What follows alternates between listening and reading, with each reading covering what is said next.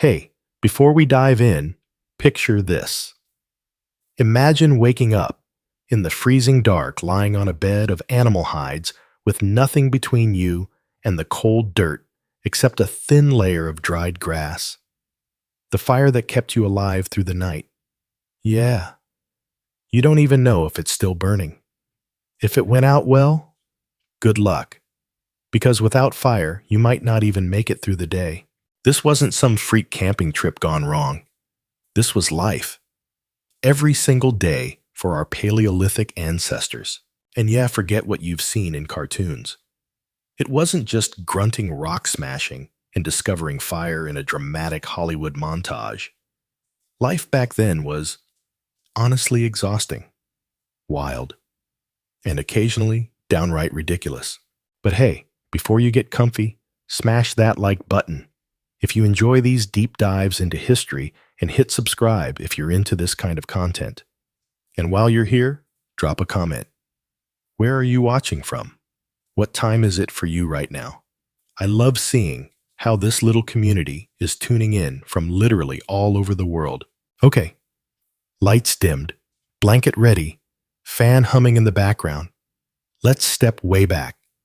Way before cities, before farms, before money. Welcome to the world of Paleolithic humans. So what did a caveman's typical day actually look like? Well, let's start with the most relatable part. Morning. If you were lucky, you woke up just before dawn. If you weren't, well, maybe the sound of the wind howling through the trees or someone nearby coughing got you up earlier. Either way, sleeping in wasn't an option. Where did you sleep on the ground?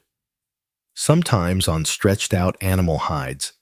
If you were fancy, maybe you had a pile of dried grass. A fire was usually close, not because it looked cool or cozy, but because it kept the bugs away. Oh, and predators.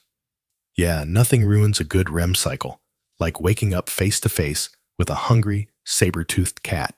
And privacy. That was a myth. You were probably curled up next to your family, your cousins, that loud uncle who snores like a mammoth, and anyone else in your tiny band. You heard everything. Whispered conversations, babies crying, people shifting, coughing, groaning, passing gas. Yep, that was part of the soundtrack of the Paleolithic night. The very first thing on your mental checklist when you woke up wasn't breakfast. It was checking the fire. Was it still burning? If not someone, probably you. If you were unlucky, had to get it going again. Rubbing sticks together, coaxing sparks into embers, praying the wind played nice.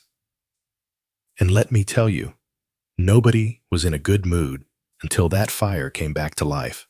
Next up, you checked your tools. Because in this world, your tools weren't just stuff you owned.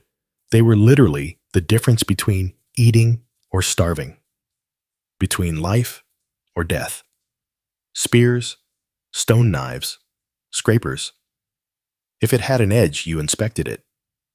Losing or breaking one of these wasn't like cracking your phone screen. It was more like, imagine dropping your phone, your car keys, your wallet, and your house keys into a volcano. That level of disaster. Some folks were better at making tools than others. If you were lucky, you could borrow from someone who was good at it. But fair warning, they'd probably expect a favor in return. That's just how it worked. Meanwhile, the kids, yeah, they were already up. Already being loud. Already climbing on stuff they shouldn't. Scavenging for something to eat. Poking sticks into holes. Looking for bugs, probably trying to catch a frog. Anything to entertain themselves or help out, depending on how you looked at it. The adults moved slower, but with purpose. Time to get water. Check the traps you set the day before. Maybe head out to look for animal tracks. You didn't have time for stretching, meditating, scrolling TikTok, or sipping coffee. Nope. The day started fast. Because it had to. Your job was simple. Stay warm Find food. Don't die. If you woke up breathing, the fire was still burning, and nothing outside was currently trying to eat you, congrats.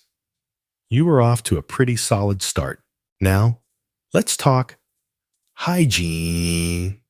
Spoiler alert, it wasn't glamorous. Yeah, they cleaned themselves, but not because of beauty standards. It was all about practicality. If the dirt started interfering with living, like attracting bugs or causing rashes, you dealt with it. Bathing totally depended on the weather. If there was a stream nearby and it wasn't ice cold, you washed. Otherwise, maybe you wiped down with leaves or handfuls of sand. And get this, sometimes they even used animal fat, not as moisturizer, as soap. It scrubbed off dirt and also kept bugs away. Sounds gross, but hey, it worked. Teeth, different story. No toothbrushes, no toothpaste. But some clever folks chewed on fibrous sticks or bones to scrape off food bits. Still, their teeth were kind of wrecked from chewing tough meat, gritty grains, and whatever sand accidentally ended up in their food from grinding stones. Cavities, pretty rare. Tooth loss, oh yeah, especially if you took an elbow to the mouth or bit down on a bad bone. Hair care. Honestly, it was pretty minimal. Hair grew long unless you cut it with a sharp rock. Lice, super common. Some used ash or dirt to try to suffocate the bugs. Others just scratched. A lot. Eventually, in later periods, people started making primitive combs, so there was some effort there. And clothes. You don't even want to know what those smelled like. Animal hides weren't breathable, weren't washable, and if you smelled bad, well, tough luck. Either people ignored it or just blamed whoever was sitting closest to the fire. Footwear. If you were lucky, you had crude wraparound hide shoes. Otherwise, it was bare feet. All day. Through mud sticks, rocks, you name it. And the smell of the average cave? Yeah, it was memorable. But here's the thing. Nobody really noticed. Because everyone smelled the same. Unless someone did something extreme, like, I don't know, rolled in a dead animal for camouflage, which, by the way, actually happened. So what about breakfast? Oh, you sweet summer child. There was no breakfast like we think of it. There was food if there was any left. If someone managed to stash a chunk of dried meat from the day before, congrats. You were winning, but most mornings, you got up, realized there was no food, and immediately started looking. Roots, berries, maybe a random squirrel if you were lucky or desperate. Seasons mattered big time. Spring greens, summer fruits, winter, yeah, just hunger. Protein was a gamble. Small birds, rabbits, grubs, bugs. If it didn't fight back too much, it was food. Termite mound snack. Handful of fat, juicy grubs. Bon appetit. Didn't taste great, but hey, it didn't kill you. Sharing happened, but only inside the family group. If someone brought back food, it meant they were feeling generous or wanted a favor later. And water streams, if you were lucky. Muddy puddles if you weren't. Boiling water wasn't a thing yet, so whatever bacteria was in there, well, your gut either handled it or didn't. And if you were really lucky, maybe someone remembered there was a stash of smoked meat hidden in a tree or tucked under some rocks, assuming a raccoon didn't get to it first. So yeah, every morning was a gamble. Sometimes you found breakfast, sometimes you didn't. But one thing was guaranteed. No one skipped breakfast on purpose. And that was just the first hour of the day. All right, so you've woken up. You've maybe scored a few berries or gnawed on some leftover dried meat if you were lucky. Now comes the part that honestly most of the day revolves around tools. See, in the Paleolithic world, tools weren't just helpful, they were everything. Without them, you couldn't hunt. You couldn't butcher. You couldn't defend yourself. Tools were literally the thin, sharp line between survival and disaster. And tool maintenance. Oh yeah, that wasn't a when I get around to it task. That was daily life. Every morning, everybody sat down with a pile of rocks and started shaping, sharpening, and testing. Now let's talk about how this actually worked. Forget the idea of cavemen just randomly smashing stones together. This was craftsmanship. Flint was the go-to if you could find it. Obsidian was the fancy option if you lived near a volcano. Both chipped in predictable ways, letting you flake off sharp edges to make knives, scrapers, spearheads, and hand axes. The basic tool kit. A hand axe, the size of a mango. A couple of scrapers for cleaning hides, and a spear tip, sharp enough to poke holes in anything that moved. Oh, and the multi-purpose rock with a handle. Super versatile.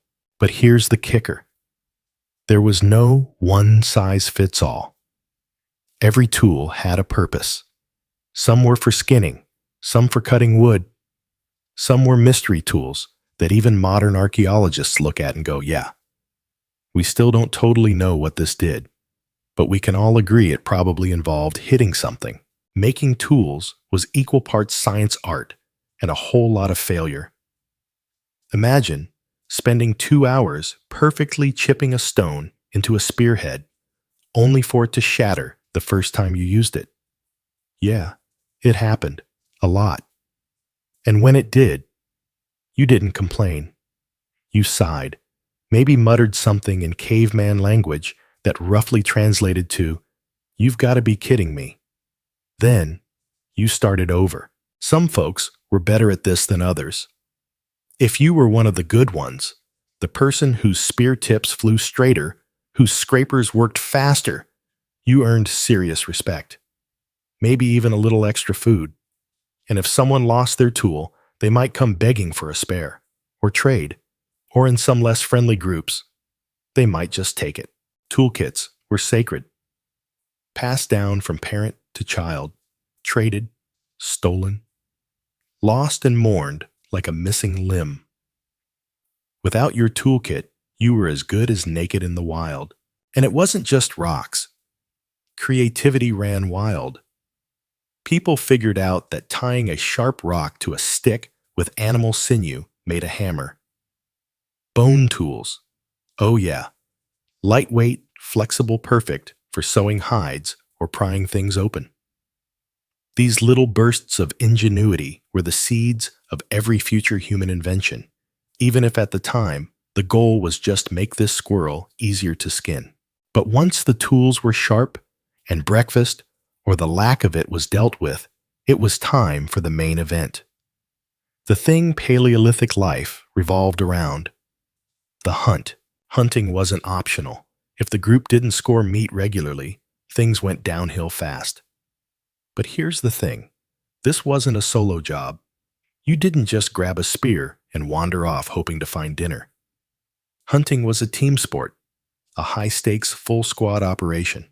And what were you hunting? The jackpot was always the big stuff. Mammoths, bison, wild horses, giant elk, with antlers so big you could hang your laundry on them. These weren't just meals, they were feasts. A single mammoth could feed a band for weeks, but they were also nightmares to take down. Mammoths didn't just stand there waiting for you to poke them. They were fast, mean, and weighed several tons. One wrong move, and suddenly you were a very flat, cautionary tale for the rest of the group. Planning a hunt was serious business. Scouts went ahead, tracking footprints, droppings, broken branches, looking for anything that said prey was here. Meanwhile, others prepared traps pits covered with branches, choke points near rivers or narrow cliffs where an animal couldn't easily escape. Then came the moment everyone either loved or dreaded, the ambush. It started with yelling, spears flying, people running in every direction. The goal, panic the animal into bolting, ideally into a trap or a bottleneck where it could be surrounded. The real hope that the animal went down before anyone in your group did. If it was a smaller animal, deer, boar, rabbits, the process was a little less chaotic but still dangerous. Spears, clubs, or just a well-placed rock were the tools of choice. Clever ambushes worked. Traps and snares were lifesavers, especially if you were hunting solo or in a small crew. But even with small game, things went sideways. One misstep.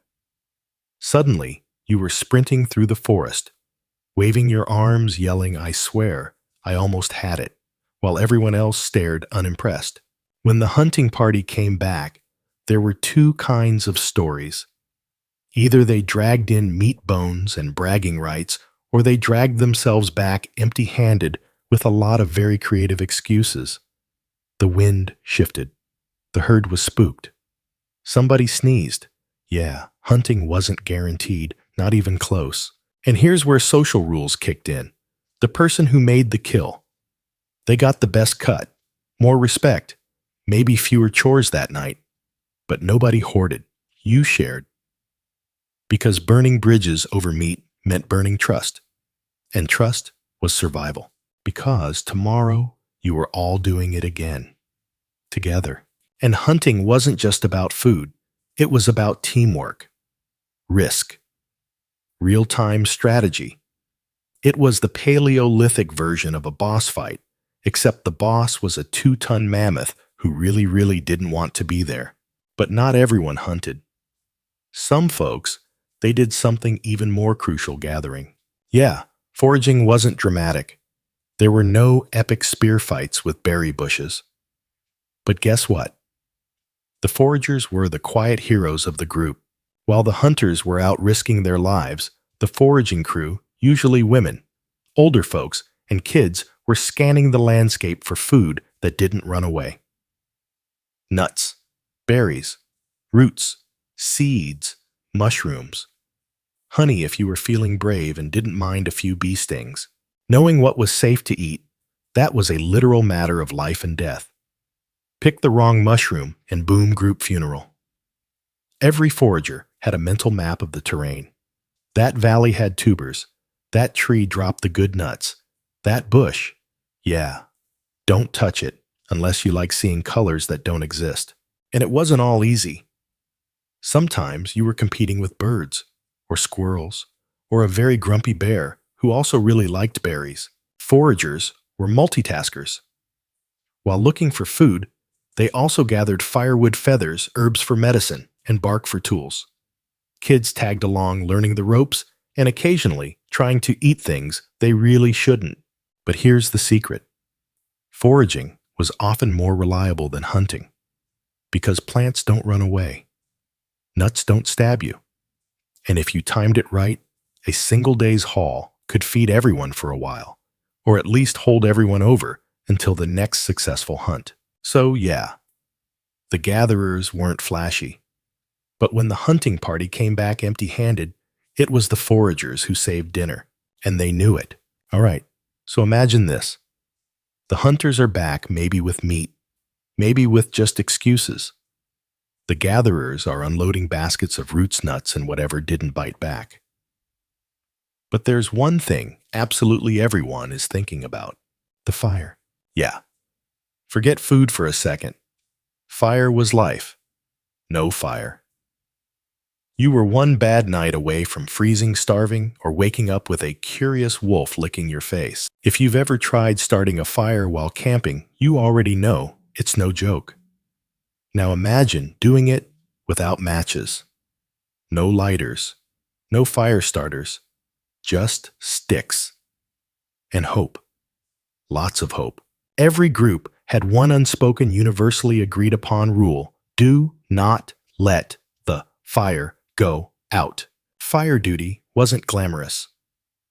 If it was your turn, you were stuck babysitting the flames all day, feeding it with sticks, shielding it when the wind shifted, tossing in dry grass bark or anything that would burn. And the stress, oh, it was real. Because if that fire went out, congratulations, you were now the least popular person in the tribe. And trust me, nobody wanted to be the one everyone glared at while they desperately rubbed sticks together trying to coax out a single miserable spark. Starting fire from scratch was a process that made even the most patient person question their life choices. It meant using a hand drill, spinning a stick between your palms onto a dry base, or a bow drill if someone in your group was fancy enough to figure that out. You needed dry wood, dry air, no rain, no dampness. And even then, it might still fail. This is why, when the group moved camp, someone was literally assigned to carry the fire. Not the flames, obviously, but a glowing coal wrapped in moss bark, or a little bed of ash that would smolder for hours. That person was not allowed to trip, or sneeze, or drop it. Their only job was to make sure that tiny ember stayed alive until the group stopped again. No pressure. And it wasn't just keeping the fire alive. It was fuel, constantly. Every spare kid was running around collecting sticks, dry branches, or if you were desperate, animal dung. Yeah, you heard that right. Dried dung burns great. Didn't smell great, but survival doesn't care about vibes. Of course not. Everything brought back worked. Every group had that one kid who proudly returned with an enormous soggy log and a big smile like I did it while everyone else groaned. Because now they had to pretend that was helpful. But the fire was more than just heat. It was the center of everything. Cooking, protection, community. The fire pit was the tribe's living room kitchen security system and late-night drama corner all rolled into one. At night, everyone gathered around it. Stories were told. Arguments happened. People gossiped. Someone always claimed they totally could have caught that deer if the wind hadn't shifted at the last second. Sure, Bob. Sure. And while the fire was the heart of camp life, here's something people get wrong about the Stone Age all the time. Not everyone lived in caves. Caves were great if you could find one that wasn't already full of bears, wolves, or the smell of something long dead. If there was no cave around, you built, sort of. Construction back then was, let's call it, functional. You weren't worried about curb appeal. There were no blueprints, no inspectors, just one goal: build something that stopped the wind, kept the rain out, and didn't fall over in the middle of the night. A typical shelter might start with a frame of branches, or if you were fancy, mammoth bones. Seriously, picture a rib cage bigger than your car forming the skeleton of your house. Then it was all about layering. Animal hides, grass mud, whatever kept the cold out. The more you piled on, the better. Teamwork was essential. One person held the stick. Another tied it with sinew. A third guy stood off to the side, pretending he knew what he was doing, while offering very unhelpful suggestions like, maybe try leaning it more. And yeah, half the time, the whole thing collapsed before you even got the roof on. When that happened, you sighed, cursed, and tried again with more sticks. Always more sticks. The weather was your worst enemy. Rain turned the dirt floor into mud.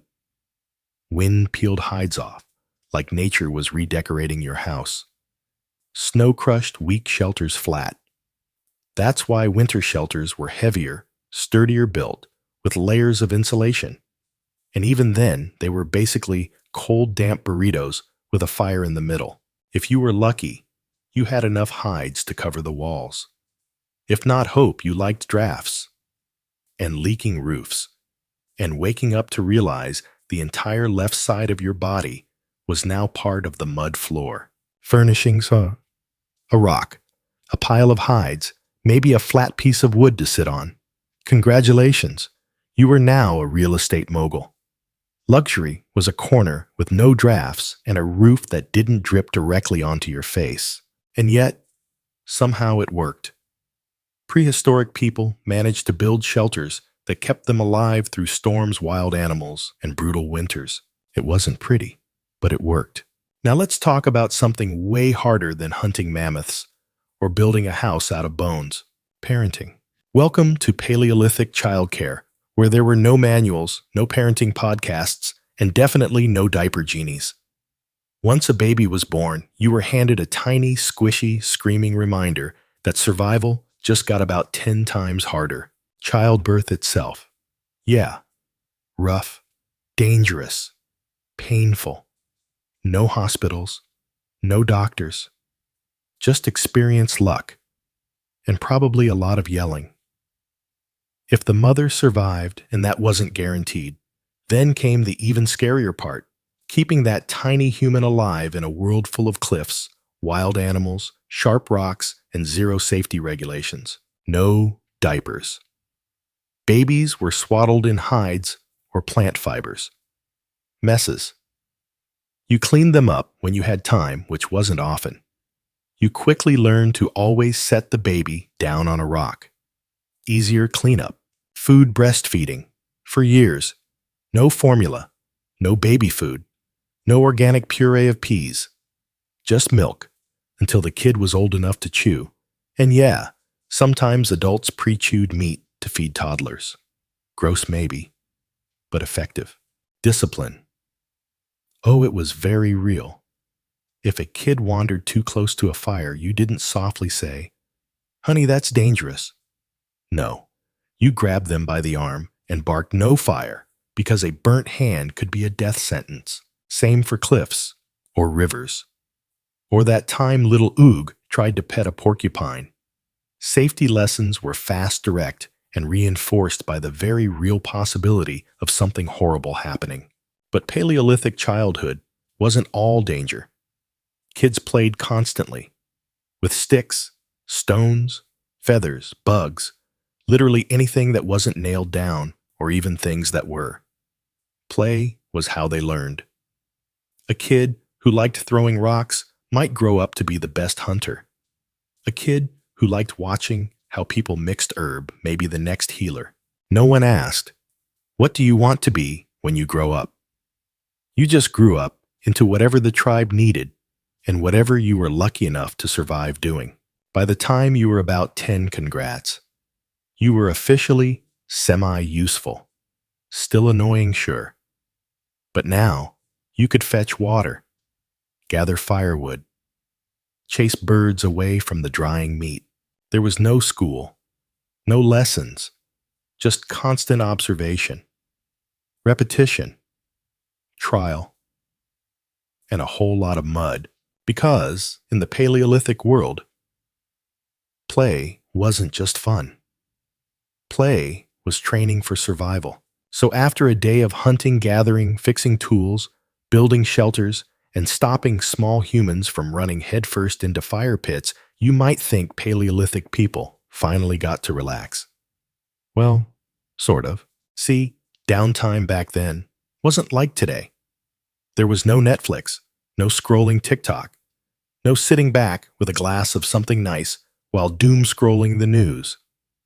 But there was social life. And for them, that revolved entirely around the fire. As the sun dropped fast, because remember, there were no lights, the world outside turned pitch black. And I mean blackout dark. No streetlights. No glow from cities on the horizon. Just endless night, filled with sounds of predators' wind and trees creaking in the distance. That fire in the middle of camp wasn't just warmth, it was safety. It was the only thing standing between your group and the hungry eyes in the dark. So everyone circled up, not because it was cozy, but because sitting anywhere else meant either freezing to death or getting eaten by something with big teeth. But here's the thing. Once you were gathered full, hopefully, and warm, something amazing happened. People started talking. Not just about food or chores, but stories. Storytelling wasn't just entertainment. It was survival. It's how information passed from one generation to the next. You'd hear stories about the great hunt, how Grandpa once took down a bison by himself. Or how someone's cousin got chased by a boar tripped and accidentally invented the concept of face planting into history. You'd hear warnings about which plants made you sick, which caves were haunted, or which rivers always flooded. These weren't just stories. They were the database of human knowledge, wrapped in drama, suspense, maybe a little exaggeration. Okay, probably a lot of exaggeration. Because you better believe every time someone told the mammoth story, that mammoth got bigger. And then, of course, came music. It wasn't symphonies or pop songs, but it was something. Someone would start banging two rocks together in rhythm. Someone else might grab a hollow bone blow into it and call it a flute, even if it sounded more like a confused duck. Add a few voices, humming, chanting, or yelling, and suddenly the kids were spinning in circles. Adults were clapping, and for just a moment, nobody was thinking about how hard life was. Evening. Around the fire was the tribe's version of dinner parties, board games, karaoke, and TED Talks all rolled into one. And yeah, there was bragging. Lots of it. If you made the sharpest spear that day, you casually showed it off. If you brought home the biggest rabbit, you were absolutely telling that story until someone told you to shut up, or at least until the fire burned out. Social status wasn't about money. It was about skill. Who could hunt? Who could craft? Who could keep the fire going without burning their eyebrows off? Those were the rock stars of camp. And yep, you better believe flirting happened too. Prehistoric romance was very much alive. It wasn't like, hey, can I buy you a drink? More like, hey, I saved the juiciest piece of mammoth for you. Or maybe I noticed you scraped that hide really well. Want to sit by my side of the fire tonight? The dating pool was limited. Your group was probably 20 to 40 people max. So your options were whoever wasn't already paired off or related to you. And yeah, that second part got tricky. Flirting was subtle. Sitting a little closer. Helping someone carry water. Sharing food you technically didn't have to share. In a world where survival was the main goal. Romantic gestures were about effort, not flowers or poetry. Looks. Honestly, everyone wore the same thing. Variations of dirt, fur, and sweat. What mattered was whether you were useful. Could you hunt? Could you make a killer spear? Could you keep the fire burning all night without freezing everyone? Congrats, you were hot. And relationships. They were practical. People paired off because raising kids alone in the wild was a nightmare. You needed cooperation, shared labor, and someone to stop the toddler from licking the fire again. Were relationships permanent? Sometimes, but not always. If things didn't work out, it wasn't like filling out divorce papers. You just quietly started sharing less food, stopped helping with chores, and suddenly, that cozy spot next to the fire got a little colder. And don't get it twisted. Relationships were flexible. Some anthropologists believe early humans were less possessive than later agricultural societies. When survival depends on everyone, social rules are different, less about jealousy, more about practicality. There were no love songs, no poems, just the quiet companionship of knowing that neither of you wanted to get eaten alone. And honestly, that's kind of beautiful. So yeah, fire time wasn't just chilling after a hard day. It was bonding, planning, teaching, flirting, laughing, and sometimes just staring into the flames, zoning out because life was exhausting. And speaking of the fire, someone always had to check it before sleep. If the flames were low, you fed it. If the wind shifted, you adjusted the barriers. If nobody checked, oh, you were going to hear about it in the morning. Now we've talked about food shelter tools, parenting, and surviving the day. But there's one thing about Paleolithic humans that most people never think about, and it's honestly one of the coolest things they left behind. Art. Yeah. Even in a world where every day was about not starving or freezing, people still made art. It wasn't just scribbles. It wasn't random. It was intentional, thoughtful, beautiful. Walk deep enough into the right cave, and you'll find walls covered in paintings made tens of thousands of years ago. Lascaux, Chauvet, Altamira. These aren't just caves, they're galleries, museums older than anything else humans have built, and the art's stunning. Paintings of bison horses, deer mammoths, full of motion, full of life. Some have lines that show movement. Some have shading. Some even have weird symbols and dots whose meaning we still haven't cracked. And yeah, handprints. Lots of handprints. Some large. Some tiny little kid handprints pressed against the wall like a prehistoric I was here. The tools. Simple. Crushed charcoal. Ochre. Manganese. Mixed with water, fat, or spit. For brushes. Fingers. Sticks. Moss. Or hollow bones to blow pigment onto the wall like the world's first airbrush. But the big question is why?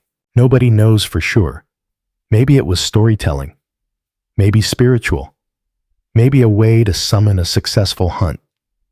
Or maybe, just maybe, because even back then, humans needed to create, to leave a mark, to say, I was here, I mattered.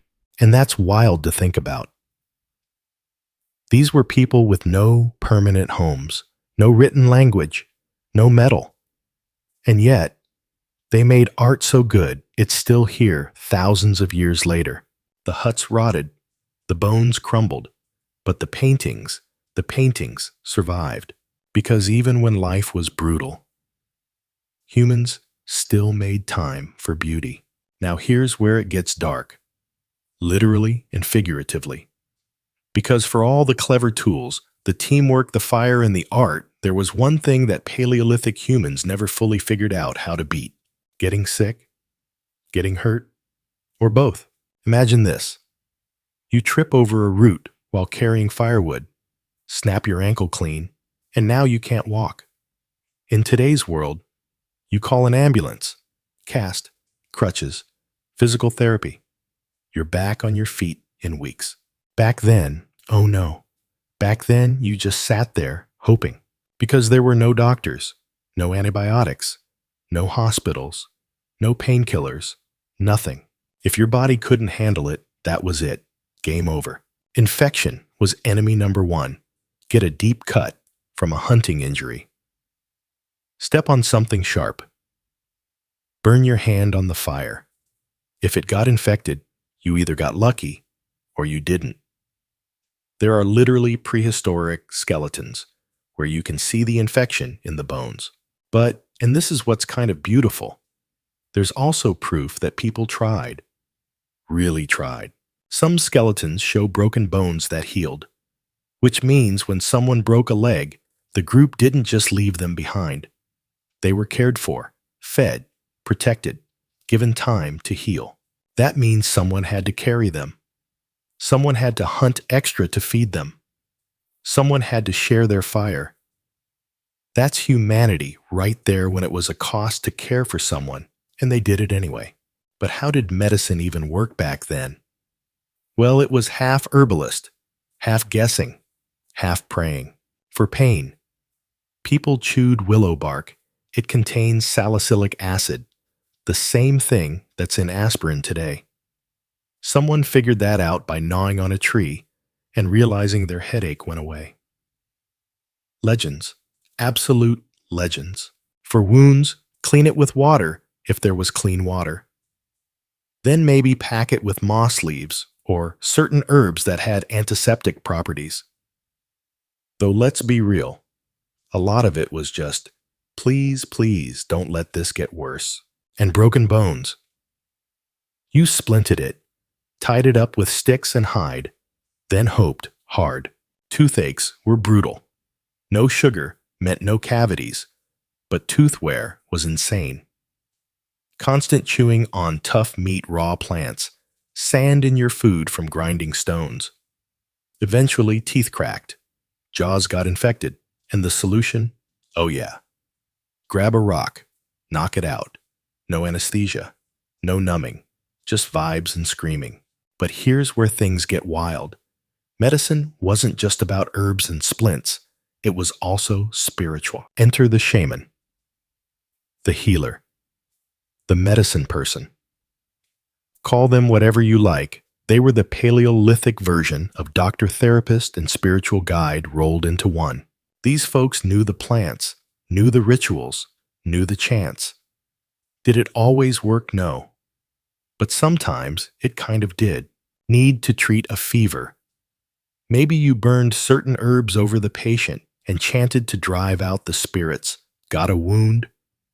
Maybe you packed it with crushed plant paste and whispered prayers to the ancestors. And yeah, sometimes there were hallucinogens involved. Mushrooms, roots, leaves that messed with your head. Whether it was to ease pain, have a vision, or just survive the suffering, we'll never fully know. Did they understand germs? Nope. But they understood that when wounds got red hot and swollen, bad things followed. They knew patterns. They knew cause and effect, even if they didn't know why it worked. Sometimes that was enough. Sometimes it wasn't. And when it wasn't, when someone didn't make it well, the community had to face something even bigger: death. What happened when someone died in the Paleolithic world? It wasn't just whelp, they're gone. It was a moment, a ritual. Archaeologists have found graves, real graves from tens of thousands of years ago. People carefully buried, bodies placed in certain positions, sometimes sprinkled with red ochre, a pigment that might have symbolized lifeblood or rebirth. Sometimes they were buried with tools, or beads, or animal bones, maybe as offerings for the next life, or maybe just as a way of saying, "You mattered. We remember you." That means they believed in something. Maybe an afterlife, maybe spirits, maybe just the power of memory. But they believed. Because, here's the truth nobody really thinks about. You don't bury your dead unless you love them. You don't give someone a final resting place unless they were more than just another body. Even in a world where life was short, brutal, and unforgiving, humans still made space for grief, for honor, for meaning. And that's as human as it gets. But even with all that, the danger, the injuries, the constant risk, people didn't stop moving. Literally. Because if there was one thing Paleolithic humans were always doing, it was walking. No roads, no wagons, no Uber, no rides of any kind, just 2 feet, all day, every day. You didn't move because it was fun. You moved because the mammoths moved, because the seasons changed, because that river dried up, because those berries were gone, because the neighbors started getting weird, and maybe you didn't want to camp next to them anymore. Mobility wasn't a choice. It was survival. Sometimes that meant a short trip, a day's walk to a better hunting spot. Other times, it meant packing up everything: tools, hides, fire-starting gear, kids, and trekking for days, weeks, maybe even months, and every single thing you owned, you carried on your back, on a sled made from branches, maybe bundled into a rough leather bag. There was no suitcase, no backpack with comfy straps, just whatever you could lash together with sinew and a prayer that it didn't fall apart halfway down the trail. Travel wasn't easy. Rain soaked everything. Snow made walking miserable. Heat meant dehydration. And if you had kids, oh yeah. Imagine walking 20 miles with a toddler on your hip asking, "Are we there yet?" Except instead of a minivan, you're dodging wolves. Navigation. No maps. No GPS. You remembered. That mountain looked like a sleeping bear. That river bent just past the big oak. That's how you knew where you were. And moving was dangerous. Get separated. You were probably dead. Twist an ankle. The group slowed for you or left you behind if they couldn't. But here's the crazy part. Despite all that, Paleolithic humans didn't just survive. They thrived. Fossils and artifacts prove they crossed entire continents. Asia, Europe, Australia, North America, on foot, over generations, thousands of miles, with no guide but the stars and the landscape. Because that's what humans do. We move, we adapt, we survive, and every single one of us, we are the descendants of the people who figured out how to do exactly that. So after walking all day, hunting, gathering, hauling kids, dodging predators, and hoping your fire didn't go out mid-journey, you finally made camp. Wherever the group decided to stop, maybe by a stream, under a cliff, or near a cluster of trees, you immediately snapped back into the same routine. First priority, fire, always fire. Someone sprinted around gathering dry sticks, while another knelt down, spinning a stick between their hands, praying for that tiny curl of smoke to show up before the sun disappeared and the wolves started howling. Once the fire was lit, big sigh of relief. Next came setting up shelter. Same drill. Branches, hides, mud grass, teamwork, complaining. Repeat as needed.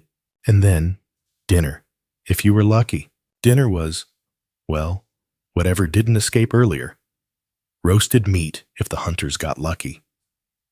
Boiled roots if the gatherers hit the jackpot. Or more realistically, a chaotic mix of whatever was still lying around. Roasting over the fire wasn't just about taste. Fire made food safer. Cooked meat meant fewer parasites.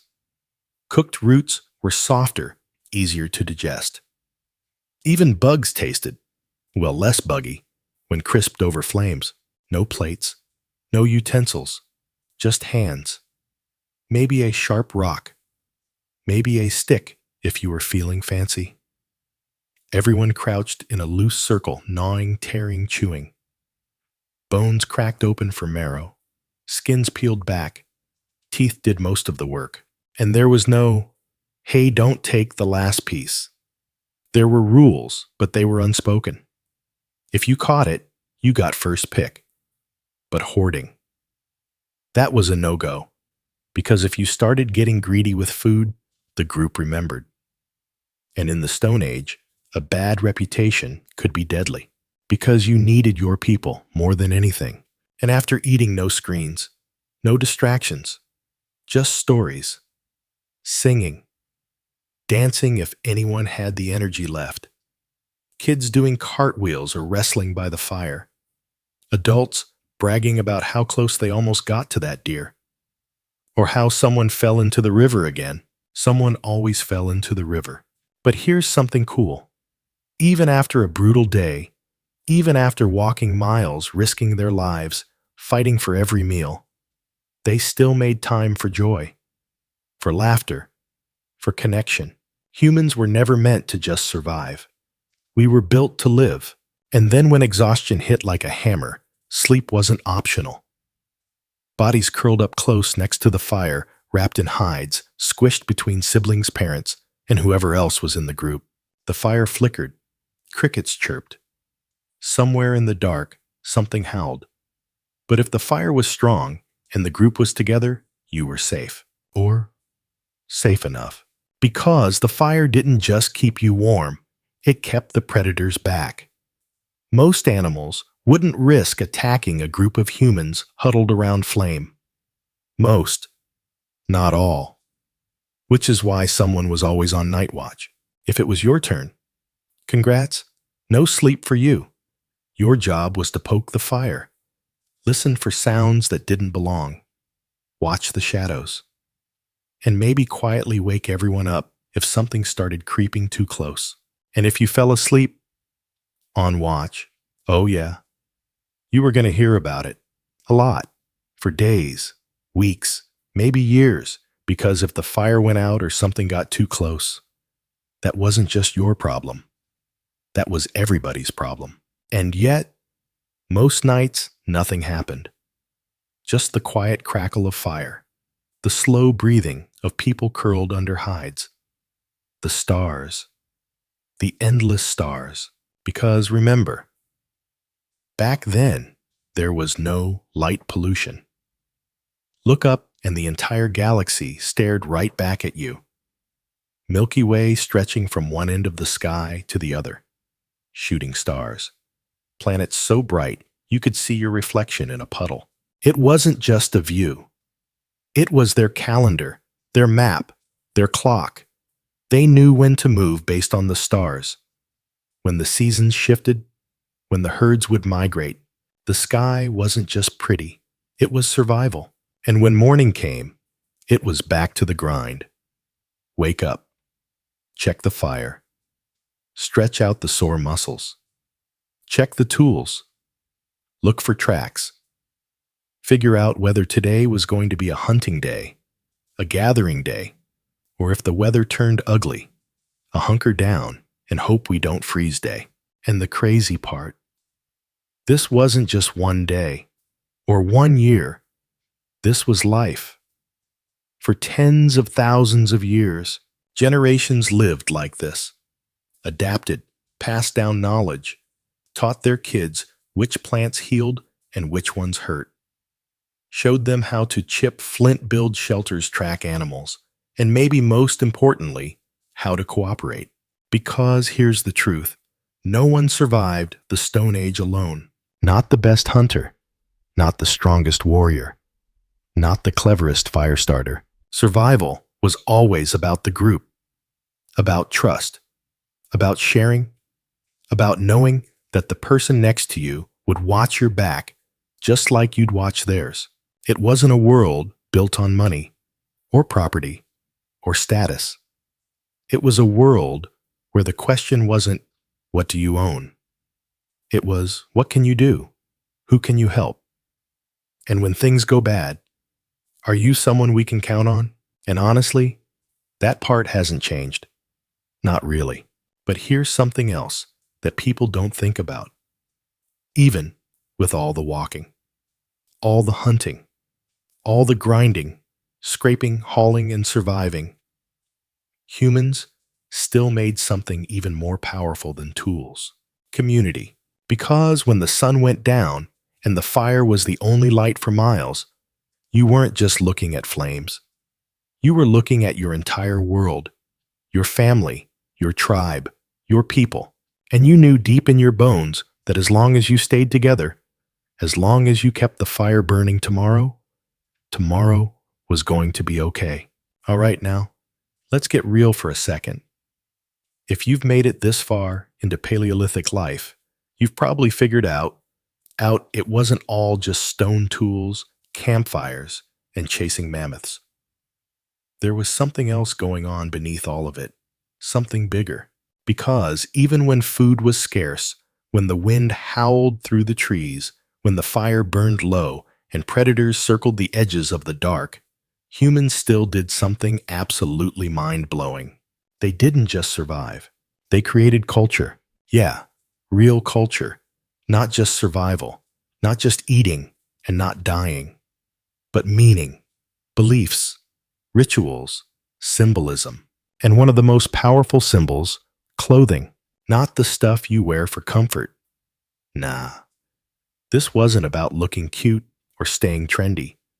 This was about identity, about protection, about signaling who you were in a world where staying alive depended on being understood fast.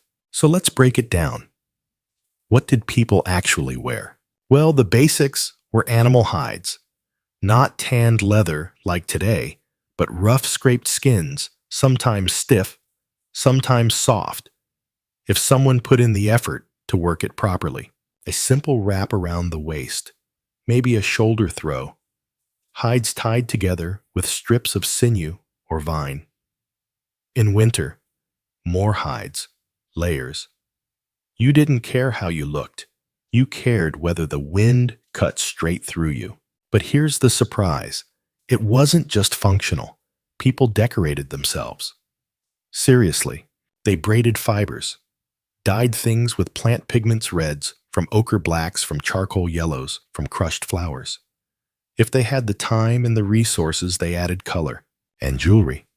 Oh yeah, necklaces made from teeth, bones, shells, beads carved from ivory or stone.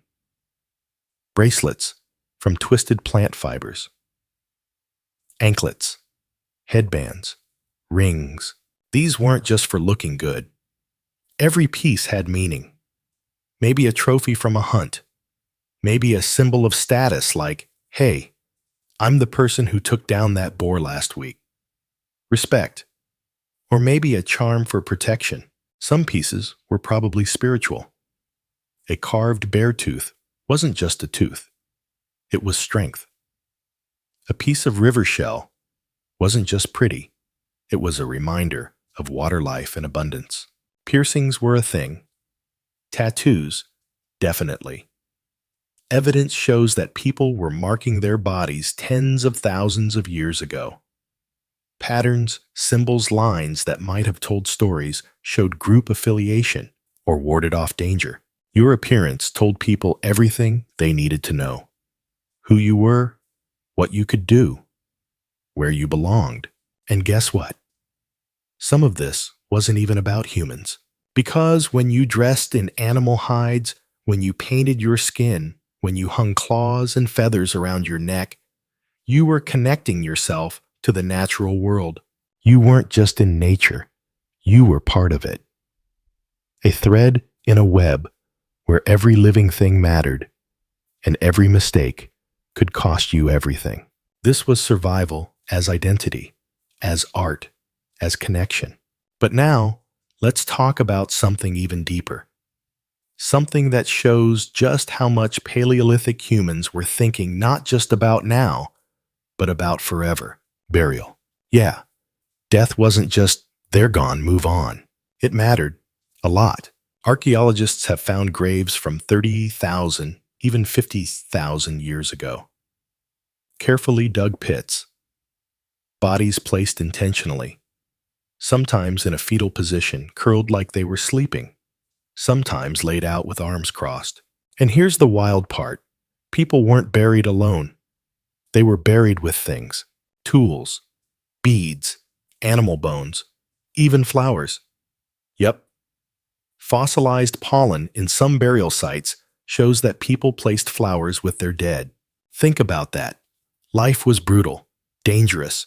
You worked all day to not freeze, starve, or get eaten. And still, when someone died, you gathered flowers. You decorated. You honored them. That means they believed something. Maybe an afterlife. Maybe a return to the earth.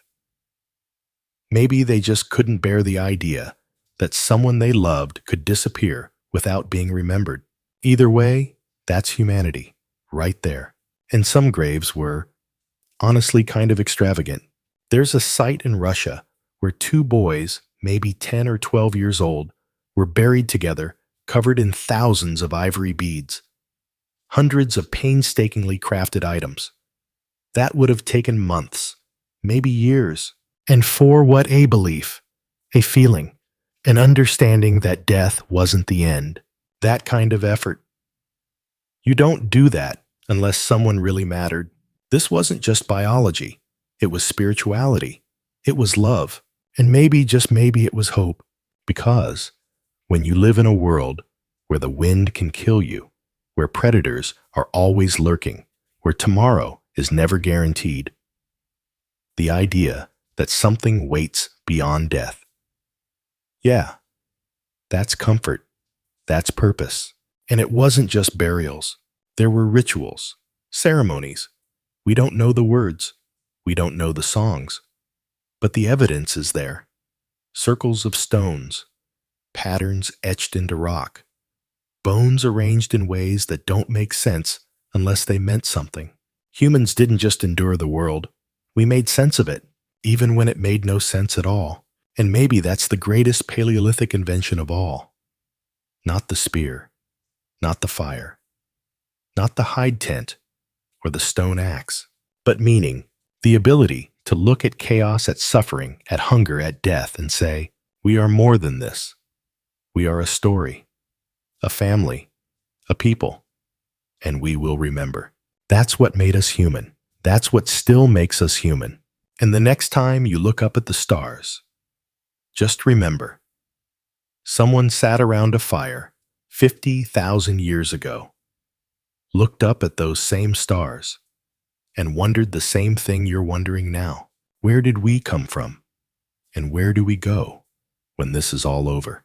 That question, that's older than history itself. All right, so we've covered survival, hunting, foraging, fire, parenting, even death and belief. But here's something most people never think about when they picture the Stone Age. Innovation. Yeah, real honest-to-goodness innovation. Because, for all the jokes about cavemen bonking things with rocks, these people were absolute geniuses at solving problems with what they had. No instructions, no YouTube tutorials, no backup plan. Just instinct, creativity, and trial by a lot of painful error. Let's talk about tools again, but this time, the next level. Because Paleolithic humans weren't satisfied with just sharp rocks. Nope, they were constantly leveling up. First came the simple hand axe, a chunk of flint chipped until it had a sharp edge. Then scrapers for cleaning hides, knives, spears, those were your basics. But then someone somewhere looked at a sharp rock and a stick and thought, what if I tied these together? Boom, hammer, spear, axe with a handle. More leverage, more power, less chance of smashing your own fingers. Game changer. Then came composite tools. This is where it gets wild. Take a wooden shaft. Attach a flint point with sinew. Maybe add some glue made from boiled tree sap or crushed bones. Congratulations, you've just made one of the most effective hunting tools in human history. And then the big one, the spear thrower, aka the atlatl. Imagine holding a short stick with a hook at the end. You notch the back of your spear into it, flick your wrist, and suddenly your spear flies way farther and way faster than just throwing it by hand. It's like turning your arm into a lever-powered rocket launcher. With an atlatl, a good hunter could throw a spear 100 meters or more. That's distance. That's safety. That's the difference between a successful hunt and being trampled by a very upset bison. Then there were nets. Yep. People figured out how to weave fibers into nets for fishing, trapping birds, or snaring small animals. No more chasing rabbits through the bushes like an idiot. Let the net do the work. Bows and arrows came later, toward the very end of the Paleolithic era, but once they arrived, oh man, absolute game changer. Silent, deadly, required way less strength than a spear, but way more skill. And let's not forget about storage. Early humans didn't just eat everything the moment they caught it. If they had a good day, a mammoth, say, they had to figure out how to make that food last. Drying, smoking, hanging meat in trees to keep it away from predators. People figured this out fast. Fat was rendered into tallow, useful for food, fuel for lamps, waterproofing, even early versions of soap. Bones weren't waste, they were tools. Antlers became picks or awls. Even sinew, the stringy, connective tissue from animals, became cordage, stronger than anything else they had. And water people carved hollowed-out gourds, stitched hides into primitive water bags, dug pits lined with clay. Because carrying water is the difference between life and death. Then there's fire tech. It wasn't just build a fire, it was controlling heat. People figured out that stacking stones around a fire created radiant heat. Suddenly, you could slow cook meat, bake roots, even boil water in heated stones dropped into hide-lined pits. And let's talk glue. Yes, Paleolithic glue. Early humans made adhesive from boiling down tree sap or mixing it with ash and charcoal. This wasn't arts and crafts glue. This was hold your spearhead together while stabbing something that really doesn't want to be stabbed glue. And the clothing tech wild. People figured out needles, actual bone needles with tiny painstakingly carved eyes for threading fiber. You thought threading a sewing needle today was hard. Imagine carving the needle first with nothing but rocks. Those needles let people stitch hides together tighter, make warmer, more durable clothes. Shoes, bags, blankets. Suddenly, surviving winter wasn't just possible, it was planned for. Then came shelters that evolved. Instead of a messy pile of sticks and hides, people started making semi-permanent dwellings.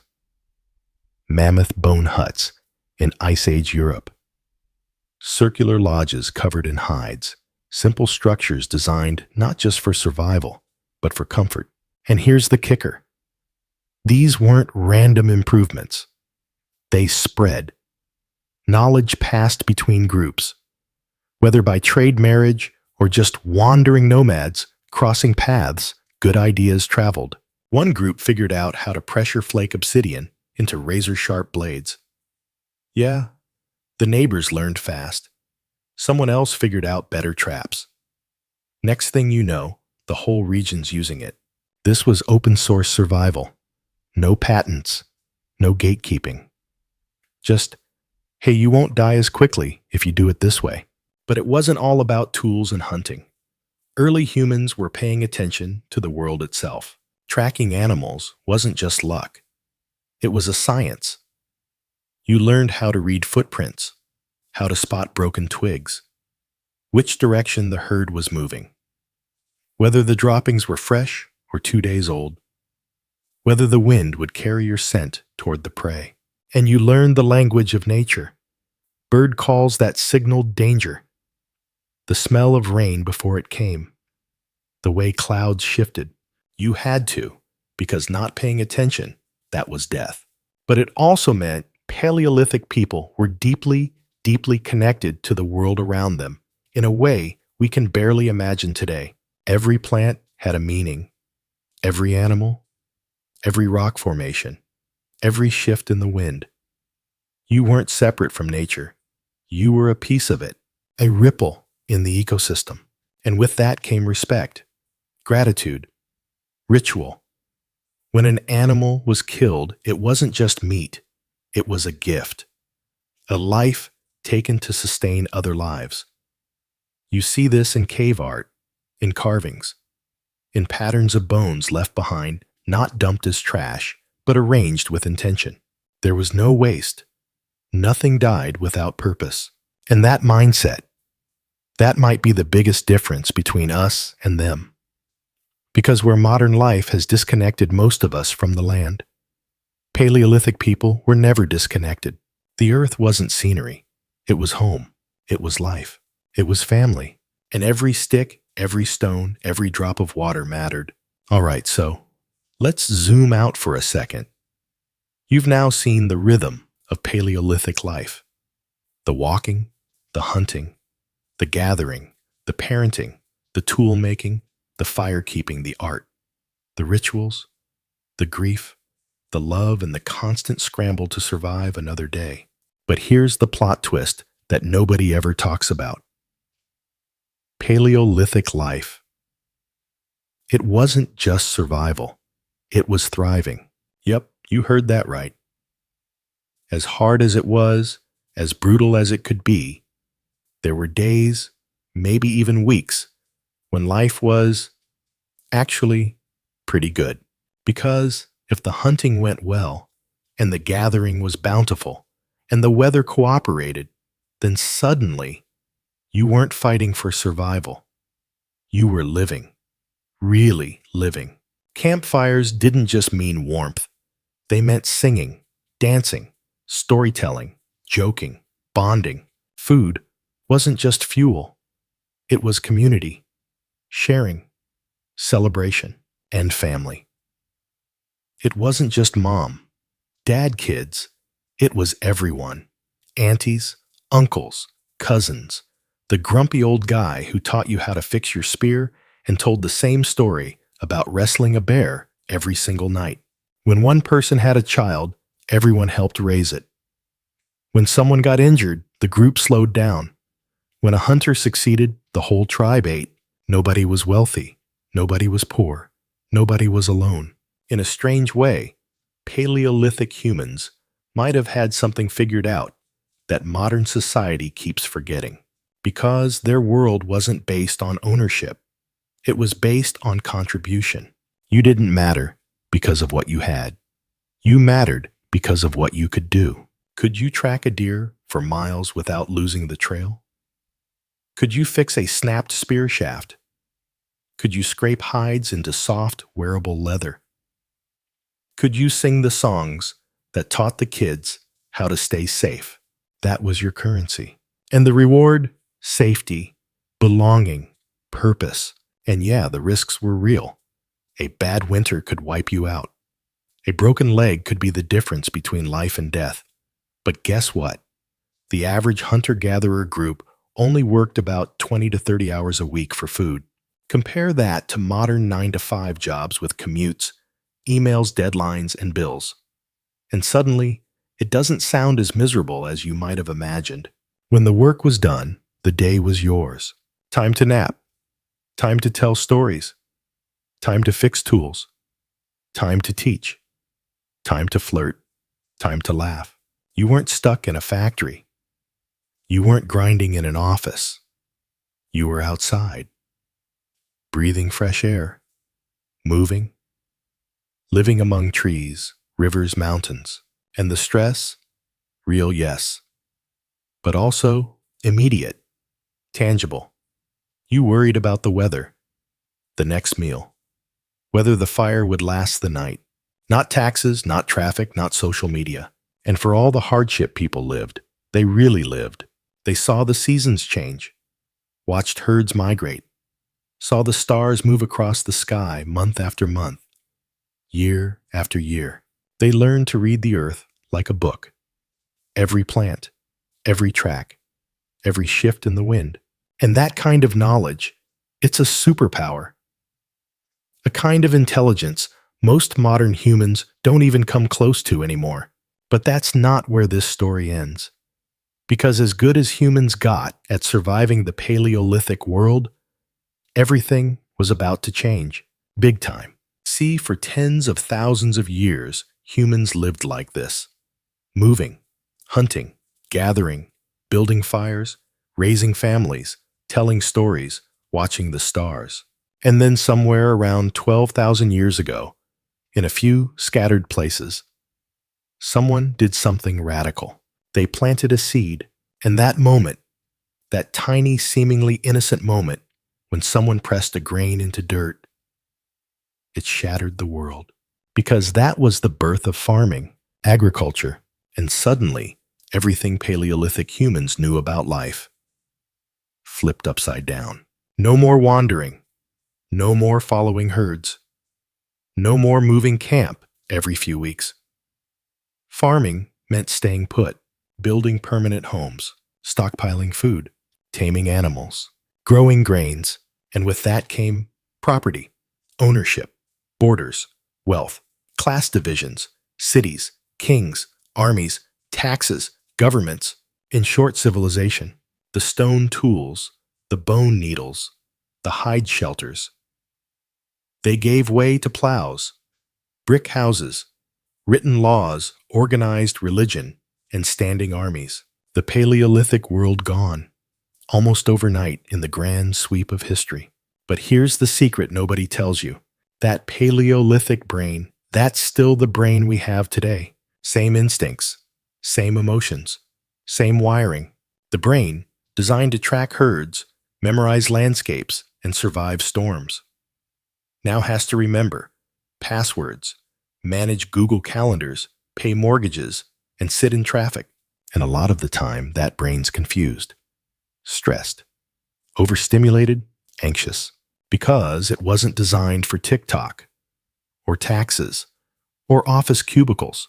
It was designed for fires, for laughter, for hunting, for walking under open skies, and yeah, for struggle, but also for joy, for belonging, for knowing deep in your bones that you mattered. Not because of a paycheck, but because your hands could shape a tool, because you could share a story, because you were part of something bigger than yourself. And here's the truth, that part, the important part, it never went away. It's still in you, right now, in the way you crave connection, in the way you feel better when you step outside, in the way a campfire can make you stare into the flames and forget the noise of the modern world. It's in your hands, in your heartbeat, in the parts of you that remember deep down that you come from people who face the wild every day and won. You are the descendant of survivors, of hunters, of gatherers, of storytellers, of firekeepers, of artists who painted on cave walls because they wanted the world to remember. And that's the story, not of cavemen, not of primitives, but of us, of who we've always been, of who we still are. So now that you've walked through the life of a Paleolithic human, the early mornings, the fire keeping the hunting, the parenting, the storytelling, the art, the constant push to survive, you're probably wondering, what's the takeaway? Why does this story matter? Because whether you realize it or not, you are still living with a Paleolithic brain wrapped in modern technology. Your instincts, Stone Age. Your stress response, Stone Age. Your craving for community, for meaning, for purpose. Oh yeah, still Stone Age. Think about it. Your brain lights up when you sit by a fire pit. You sleep better when you hear the sound of rain, of wind, of waves, because for tens of thousands of years, those sounds meant you were safe. Why do you feel better when you take a walk? Because for your ancestors, walking wasn't just exercise, it was life. Walking meant hunting, gathering, exploring, moving toward survival. Why do you feel anxious when you lose connection with people? Because in the Paleolithic world, isolation was a death sentence. Alone meant vulnerable. Alone meant you didn't hear the twig snapping behind you until it was too late. Even the way we learn through stories, through experience, through hands-on problem solving, that's not some modern education theory. That's how humans have always learned. We weren't made to stare at glowing rectangles all day. We were made to stare at the fire, at the stars, at the face of someone telling us a story that mattered. That's why sitting in a circle around a campfire feels right. It taps into something ancient, something buried deep in our DNA. And maybe that's what we forget sometimes, that no matter how many skyscrapers we build, how many apps we download, how many deadlines we race against, we are still them. The firekeepers, the hunters, the gatherers, the storytellers. We are the people who survived ice ages, who chased mammoths across continents, who learned to knap stone into tools so sharp they could split a hair. We are the ones who looked at the night sky and wondered, what's out there? And we are the ones who looked at a blank cave wall and said, let's make something beautiful. All those instincts still alive, all those skills still buried inside you, that craving for purpose, for connection, for movement, for challenge, for creation, for love, for meaning. That's not modern, that's human. And maybe the real trick to being happy in this modern world isn't about adding more.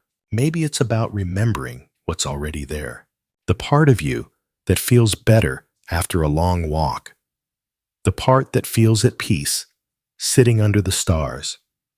The part that craves the sound of laughter around a dinner table. The part that relaxes when you hear the crackle of a fire. Maybe it's about putting down the glowing rectangles sometimes. About remembering how to use your hands. About listening more, moving more, laughing more. Because while the world has changed, you haven't. Not really. Not in the ways that matter. And if nothing else, the story of the Paleolithic world is proof of one incredible thing. You come from a long, unbroken line of survivors. People who woke up every day in a world full of danger and uncertainty, and still chose to laugh, to love, to dance, to make art, to raise children, to care for each other. And that's not just history. That's legacy. That's who you are. So the next time life feels overwhelming, take a breath, step outside, look up at the sky, and remember, the same stars you see tonight are the same stars your ancestors stared at tens of thousands of years ago, sitting by their fire, telling stories, and wondering about their place in the universe. You are them. They are you. And the story, it's still being written.